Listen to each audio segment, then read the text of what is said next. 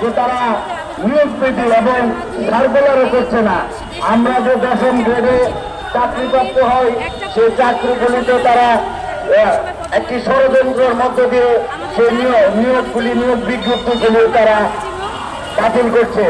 এবং একই সাথে কিছু কিছু নিয়োগ বিধিতে আমরা লক্ষ্য করছি সেখানে ডিপ্লোমা প্রকৌশলী নিয়ম হলে উপসহকারী প্রকৌশলী পদে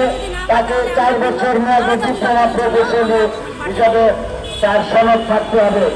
এবং সেই সনদ থাকার পর সে উপসহকারী প্রকৌশলী পদে যোগদান করতে পারবে। কিন্তু আমরা লক্ষ্য করছি বিভিন্ন প্রতিষ্ঠানে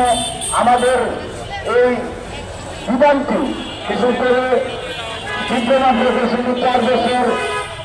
ছাড়া তারা ওইখানে একটু অংশ শ্রেণীভুক্ত করতে চাচ্ছে যে ন্যূনতম ডিপ্লোমা প্রকৌশলীর ডিগ্রি থাকতে হবে, অর্থাৎ সেখানে ডিগ্রি প্রকৌশলীরাও সেই সব পদে তারা যোগদান করতে পারবে অথবা পরীক্ষায় অংশগ্রহণ করতে পারবে। তবে আজকে আমরা আন্দোলনের অংশ হিসাবে এটি প্রথম আমরা একটি মানববন্ধন করবো। পরবর্তী সময় ডিপ্লোমা প্রকৌশলী ছাত্র সংগ্রাম পরিষদ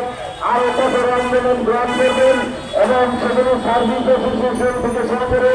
সারা দেশে আমরা অধিকার আদায়ের জন্য এবং সুযোগ ডিগ্রি প্রকৌশলীদের যে ষড়যন্ত্র সেই ষড়যন্ত্র নস্যাৎ করার জন্য আমরা আর সকল সারা বাংলাদেশের সকল ডিপ্লোমা প্রকৌশলী একত্রিত হয়েছি এবং আমরা আশা রাখি আমাদের বর্তমান সরকার এই বিষয়ে একটি সুনির্দিষ্ট বক্তব্য দেবেন এবং বিধি বিধানের আলোকে ওনারা একটু আদেশ প্রদান করবেন এই আশাবাদ ব্যক্ত করে আমার বক্তব্য শেষ করছি। আল্লাহ হাফেজ। দেখা গেছে সেগুলো দুর্বলতার মূল কারণ কিন্তু শিক্ষা প্রশাসন এবং শিক্ষার বাংলাদেশ ছাত্র শিক্ষক পেশাজীবী অধিকার আদায়ের জন্য আজকের এই মানববন্ধনে